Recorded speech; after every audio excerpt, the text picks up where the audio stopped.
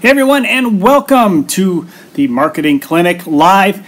Today I have a theme, and I'll share that with you in a moment. But first, I encourage you to subscribe to the channel and of course hit that bell notification so you know the next time I am live and I can answer your questions. And once in a while we get people in here live. I don't have the Periscope group with me today. Quite often they're there and they ask some questions, and that's been good. But last time they didn't ask me any questions. I had a lot of people on Periscope watch live, but not necessarily ask questions. So today I'm just doing YouTube. Actually, I did one of these yesterday, and for some reason there was a bad connection with YouTube, and we couldn't get it live. And I recorded it, and I just decided to let it go. So we're doing it today and sharing ideas. And today's theme are marketing lessons learned. And I want to share some things that have not worked out so well and why. And maybe you can share some of yours in the comments below. Some of the things that have not worked for you, or some of the things that have worked, or if you just have a question. Maybe the topic for the next Marketing Live, I can kick it off with your question if you're just catching this on the replay. Now, the biggest thing that I have learned with marketing certainly is the consistency element, but also making sure you have a budget, and don't kill yourself over the statistics. And I want to share a little story about yesterday. So I have a post out right now. It went out yesterday. And my plan was, I thought it would work out really well. I created a blog post similar to the video yesterday, which was 89 marketing ideas. And I created a blog post with 69 for photographers. And that was to support the other blog post, but that was for photographers specifically, but I included the video. And I started off the day, and nothing was happening. Nothing. Nobody. Eventually, I got one view, and it was me. I knew it because I wanted to make sure it was working. It had been like 7 hours. I usually get people immediately to watch the videos, throughout the day. But, you have to look at the day as a whole. And that is an error that a lot of times I make, and I know other marketers make. Sometimes you have to look at the whole day, not hour by hour, unless it is a short-term play. If it's a full day play, for me, videos are a full day play. Okay, blog posts and some things are a month long. SEO is month to month. So is pay-per-click, or maybe week to week, or a few days over a few days. Pay-per-click can be start off, look at hourly, and then you expand out, because you don't want to you want to catch stuff early, but you don't want to keep doing it and killing yourself. In other words, when you do pay-per-click, you got to start off looking hourly, then maybe daily, then every other days, then maybe once a week, to keep things moving and keep an eye on testing new opportunities. But once you're at that once a week part, you have this funnel going.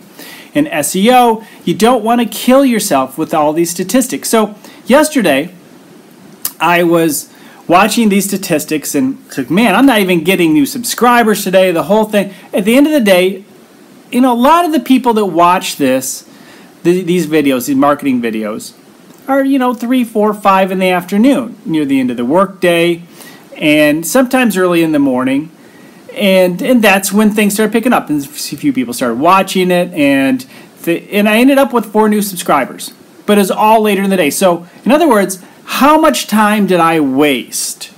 Seriously, how much time did I waste checking in, double checking, seeing what's going on, when I could have just looked at the end of the day? It wasn't a situation where I had anything to change, right? So, like pay-per-click, sometimes you have things to change and make adjustments. Hey, the statistics of a video, you don't. You just, at the end of the day, it's the end of the day, and you can see what has worked and what's not. Look at a week and look at a month and see which videos have worked and which have not. So, overlooking and overanalyzing your statistics, it truly is an issue that you can really waste time. Waste or invest. Hey, Dean, how you doing? Good to see you here. Waste or invest. You need to invest the time early on if it's pay-per-click, but we're talking, Dean, about marketing mistakes.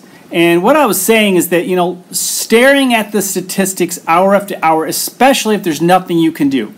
And as I was mentioning, pay-per-click, there's some adjustments you can do early on, which can compound later. But for the most part, you need to be letting those statistics run. And sometimes it's a day long before you look at it. Sometimes it's a week. Sometimes it's a month before you really look at what adjustments need to be made. Checking in every once in a while is fine, but wasting time instead of being productive because of statistics, I have found to be something that I am certainly guilty of, and I work very hard to curb myself and prevent myself from doing it too much. Other mistakes that I have made, certainly in the social media realm, certainly have been consistency, not being consistent with what I'm doing, and I'm always fighting that. I think I'm pretty good right now with the blog. I'm doing okay with, I'm doing pretty well with the video with every day. The blog, okay, not exactly where I want to be. The podcast, horrible, absolutely horrible. I need to find a better way to actually track the podcast, so that's where I am right now with that. But I've been horribly inconsistent with the podcast. If you look at where I should be another 100 podcasts, 2 more years worth of podcasts where I am now. So in other words, I've let 2 years over these 10 years of podcasts lapse at different times. So that's an issue. And people who follow a podcast, want that consistency just like anything. And so that is a mistake that I have certainly made in the past. Other mistakes that I have made, certainly not putting enough money in budget. We talked about that. We even actually had a conversation about that with Dean when Dean was watching last time. And I think not paying good enough attention to design has been an issue through the years. I still struggle with that. I break a lot of things. I had somebody call me the other day asking about my design and my branding and my consistency throughout all my channels. And honestly, I've always been the first to say, yeah, I'm not good. I'm getting better at different things, but yes, my all my websites probably need to be 10 times better. All of my branding must be better. But I'm always making adjustments and testing, and that's what happens. I do so much testing that I break stuff. So if I have something good, it's broken. So so because I've got into that habit, when I should say, okay, this is good, this is where I want to go, this should be my website, it doesn't need to be fixed or anything, put a good design together rather than leave it where it is. Take the lessons learned and apply good design, which will matter down the road. Design does matter, and that's probably a mistake.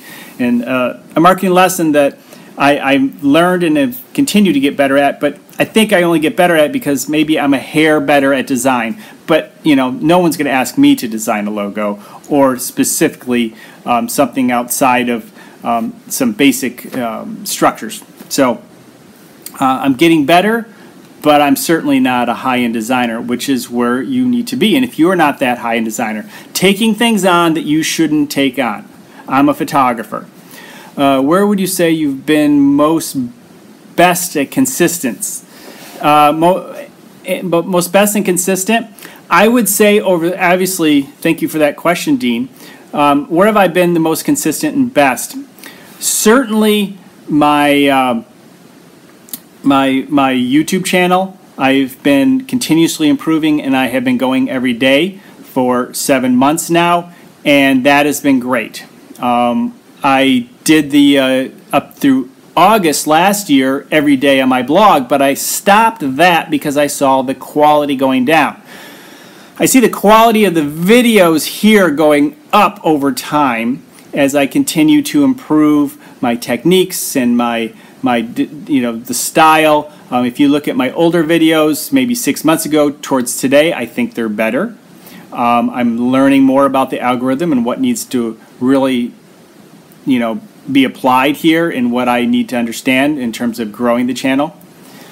So those have been the strengths, and I think I have had good success. Somebody commented this morning on one of my videos, and the question was, what why do I have almost 400 videos? And that's the videos you can see on mine. I actually have over 550 videos on YouTube, but some of them are unlisted and so forth. But how can you have almost 400 videos and only 420 subscribers? How in the heck could that be? And that's because of really the issues I've just been talking about.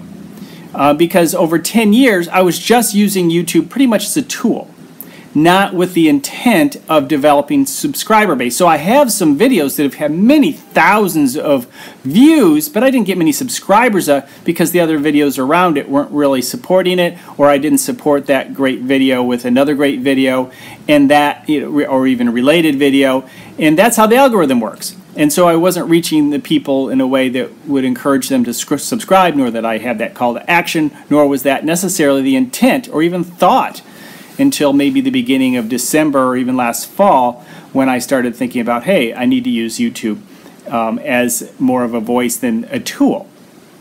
And so that is why I've been doing it. So really, it's only been a couple, maybe 180, 200 videos. Is it better to be prolific or consistent? Okay, I missed part of that. I'm sorry, Dean. Could you break that up, that question? Better to be consistent or prolific? My tongue tied. Oh, we lost Dean. Here's the general rule. You are best, you are best to be consistent and often, actually more. Yes, I guess here's the rule. More is better. More is better until the point in which consistency falls off. Or quality falls off. So more is better, more is better, more is better, and prolific. Thank you, Dean. Yes, I was tongue-tied there. Thank you. Prolific. Yes. Dean, always here to support me.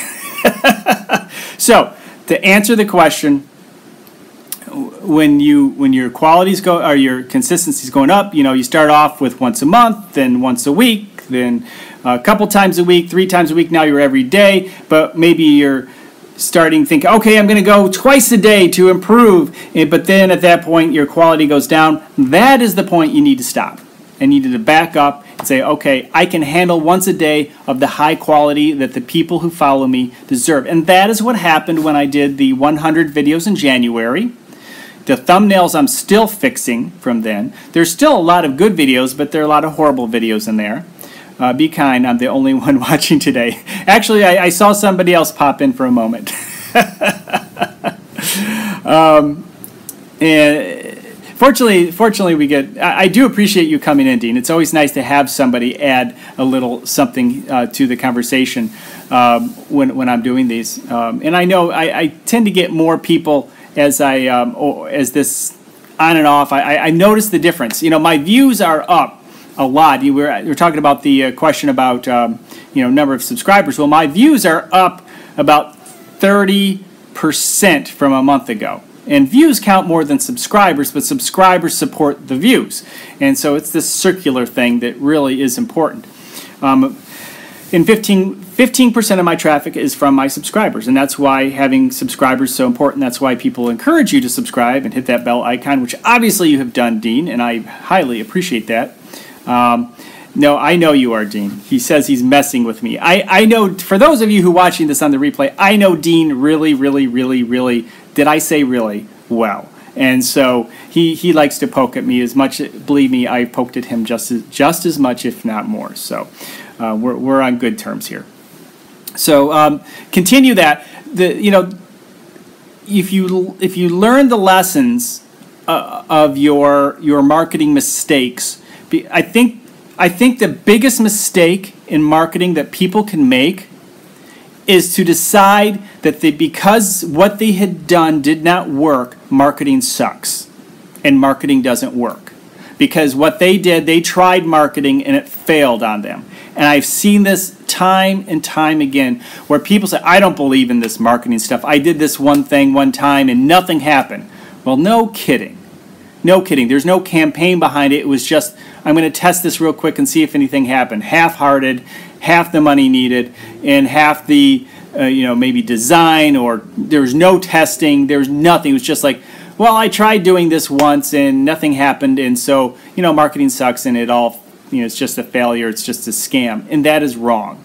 I go to my clients every single month with a sheet of paper saying, this is how much you put in, you gave me and Google and Facebook, and this is how much you got back. And believe me, it's generally over 100%. Every single time. My worst one last month was 116%, which means 16% return on your money. Got all their money back plus 16%. If you're in the stock market, that would be huge. That would be huge. But in marketing, in my world, that's breaking even. That's breaking even. So, and that doesn't even count all the branding. This is just the stuff we could track. We can only track a percentage of what comes through our funnel. So the branding elements, all the other touch points, all the other stuff that we do that you are not, and the clients are not counting, it's a break even means they're certainly getting ahead of the game by far, and more people know of their brand and are considering them, will consider them in the future. All right, Dean, I'm going to wrap this up with one last question. Do you have a question or thought, or are we going to just close it all out? Get those thumbs typing if you've got. All right. So with my last parting thoughts, and don't turn off this video quite yet, make sure you do subscribe as I asked, and I think you are covering right stuff. Thank you, Dean. I appreciate that. I am looking at the stuff that people are interested in. That's why I depend so much in the comments below, people commenting and sharing, and more people are doing so. And, I am looking at what people really do care about in my videos. And sometimes it's not exactly what I want to talk about first.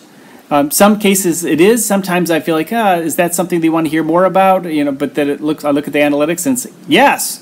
And SEO is one of them. Specific social media functions is one of them.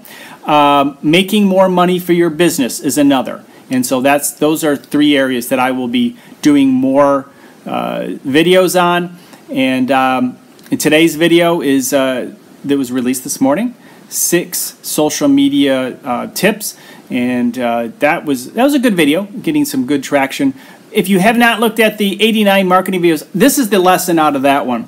I think it's too long for video. When someone sees 89 marketing tips, they're like, oh, no, I don't have time for that. It's 10 minutes. It's not that bad. It runs pretty quickly, but I have a feeling that's what it was, because when I put out 6 social media tips, boom, we got people in the morning watching it. So lesson learned.